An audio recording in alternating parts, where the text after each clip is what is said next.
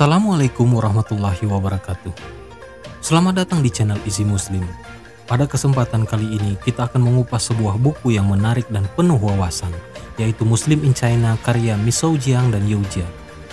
Buku ini mengajak kita untuk menyelami jejak sejarah, budaya, serta dinamika kehidupan Muslim di Tiongkok. Sebuah komunitas yang telah eksis selama berabad-abad di tengah perkembangan peradaban Tiongkok yang begitu dinamis.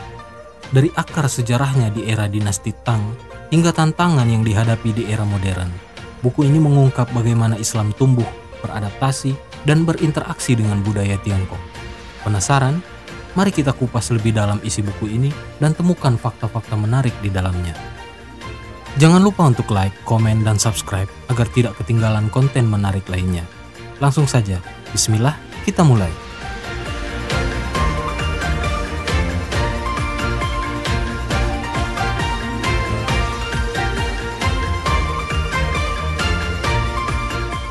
Dalam sebuah ceramah di Masjid Lause, Pasar Baru, Jakarta pada tahun 2013 lalu, Presiden ketiga Republik Indonesia Profesor Baharudin Yusuf Habibie pernah mengungkapkan peran bangsa Cina dalam penyebaran agama Islam di Nusantara.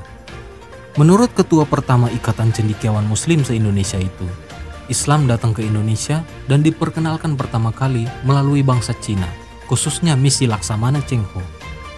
Hadiah terbesar bangsa Cina ke Indonesia adalah agama Islam, ujar Habibie. Pesan yang disampaikan sang guru bangsa menyiratkan makna bahwa kedatangan Islam ke tanah air tidak semata-mata berkat sumbangsih bangsa Arab, Persia, atau India. Para dai dari arah barat ke Pulau Nusantara itu jelas berjasa besar dalam syiar tauhid di negeri tercinta. Akan tetapi, Muslimin di Indonesia hendaknya tidak melupakan juga kontribusi saudara seiman dari negeri tirai bambu seperti tercatat dalam sejarah. Buku Islam in China karya Miso Jiang dan Yu Jia merupakan salah satu karya yang mengulas peranan kaum muslimin dalam sejarah negeri Asia Timur tersebut. Tak ketinggalan pula bagaimana tokoh-tokoh Islam setempat berperan dalam menciarkan agama ini keluar Cina, termasuk Asia Tenggara. Miso Jiang dan Jia merupakan dua orang akademisi Republik Rakyat Cina yang banyak mengulas tentang relasi agama dan negara serta jejak historis muslimin di negeri setempat. Karya-karyanya telah diterjemahkan ke dalam berbagai bahasa termasuk bahasa Indonesia. Buku ini tersirat senapas dengan pandangan Habibie, sebab sejarah Nusantara memang sangat berkaitan dengan perkembangan yang terjadi di kawasan sekitar termasuk Cina. Ada banyak teori hingga perbedaan pendapat di kalangan sejarawan terkait masuknya Islam ke Nusantara. Dalam buku ini dijelaskan bahwa Islam masuk ke Nusantara melalui orang-orang Tiongkok pada abad ke-15 dan 16. Pionirnya disebut sebagai seorang laksamana muslim yang berasal dari suku Hui, yakni Laksamana Cheng Ho. Setelah berlabuh di sejumlah pulau di Nusantara, Cheng Ho bersama anak buahnya kemudian sampai di pesisir Jawa. Mereka lalu menikahi perempuan-perempuan setempat. Sesudah itu terjadilah interaksi dan bahkan asimilasi budaya antara Cina dan Jawa. Keduanya terikat oleh kesamaan agama, yakni Islam. Padahal kala itu Jawa masih kental akan pengaruh agama Hindu-Buddha. Setelah itu, Islam disebarkan secara luas oleh para wali songo. Beberapa di antara mereka juga merupakan keturunan Cina. Sejarawan Profesor Slamet Mulyana dari Universitas Indonesia bahkan menyatakan Sunan Ampel sebenarnya bernama asli Bong Sui Ho. Tak lama setelah kedatangan Cheng Ho di Nusantara, cukup banyak dai berdarah Tionghoa di tanah Jawa. Misalnya Syekh Hasanuddin alias Syekh Kuro yang mengajarkan Al-Quran di Rengas Dengklok, Karawang sejak 1410. Prabu Siliwangi awalnya sangat marah begitu mendengar ada seorang menyebarkan agama baru di wilayah kekuasaannya. Namun, sesampainya di Rengas Dengklok, Raja Pajajaran itu justru terpesona akan keindahan Al-Quran yang dibaca para santri didikan Syekh Kuro. Belakangan, Prabu Siliwangi menikah dengan seorang santriwati setempat, Nyai Subang Larang. Syarat pernikahan ini ialah sang raja harus masuk Islam terlebih dahulu dan hal itu dipenuhinya. Dari pasangan tersebut lahirlah 3 orang anak yang akhirnya berperan besar dalam sejarah Islam di Nusantara. Mereka adalah Prabu Kian Santang, Somadullah atau Abdullah Iman, dan Raja Santang atau Syarifah Mudaim. Putri Prabu Siliwangi itu lantas menikah dengan seorang Habib asal Gujarat yang bernama Abdullah Ahmad Khan.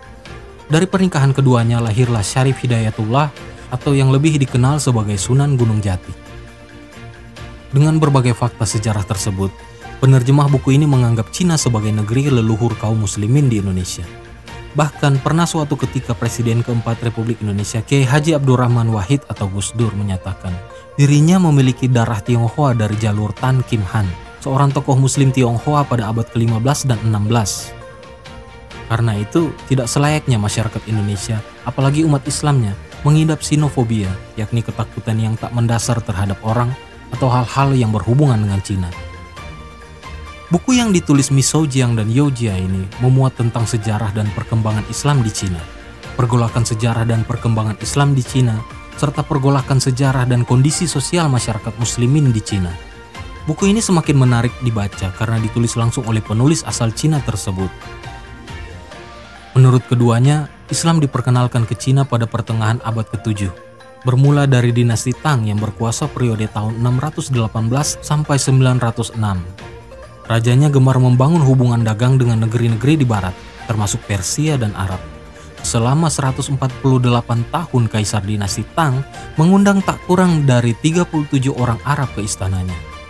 Dinasti Tang kemudian lemah akibat pecahnya pemberontakan Anxi pada pertengahan abad ke-8.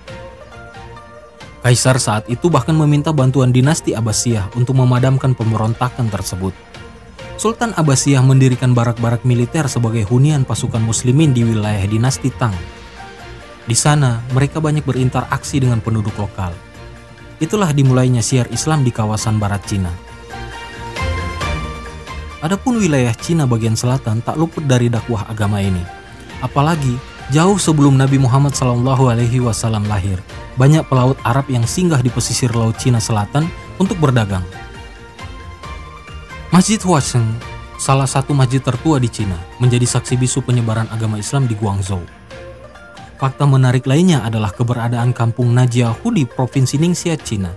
Di desa tersebut, para keturunan Rasulullah SAW menetap selama hampir 1000 tahun lamanya.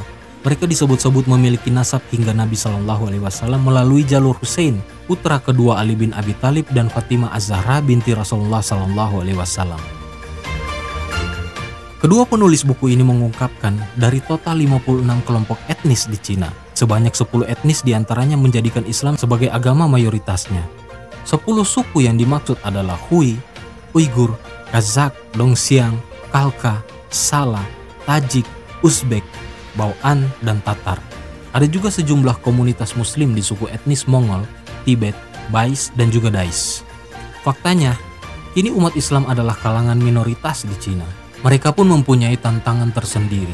Setelah dinasti Qing digulingkan dalam revolusi 1911, rezim-rezim selanjutnya cenderung bersikap bias terhadap pemeluk agama Islam. Kecenderungan itu tampak baik di pihak nasionalis maupun komunis. Faktor politik ini menyebabkan diskriminasi terhadap muslimin, semisal suku etnis Hui. Bentuk diskriminasi itu baik secara lisan maupun publikasi. Dalam situasi ini, umat Islam pun bangkit untuk mengklarifikasi masalah. Dengan membaca buku ini, pembaca juga akan mengetahui secara singkat tentang sejarah Muslim Uighur. Suku bangsa itu memang dalam beberapa tahun belakangan ini selalu ramai diperbincangkan, termasuk oleh masyarakat Muslim Indonesia. Buku ini layak dibaca oleh siapapun yang ingin mengetahui tentang sejarah umat Islam di Cina yang dulunya pernah membawa Islam ke Nusantara. Nah, itulah pembahasan singkat kita tentang buku Muslim in China karya Miso Jiang dan Yao Jia. Semoga video ini bisa memberikan wawasan baru tentang sejarah dan kehidupan Muslim di Tiongkok yang mungkin belum banyak kita ketahui sebelumnya. Buku ini benar-benar membuka cakrawala kita tentang bagaimana Islam telah beradaptasi dan berkembang di tengah budaya yang sangat kaya seperti Tiongkok. Jadi kalau kalian tertarik untuk mendalaminya lebih jauh, jangan ragu untuk membaca bukunya sendiri. Kalau kalian suka dengan video ini, jangan lupa untuk like, tinggalkan komentar di bawah tentang pendapat kalian. Dan tentu saja subscribe agar tidak ketinggalan video menarik lainnya. Terima kasih sudah menonton, sampai jumpa di video selanjutnya.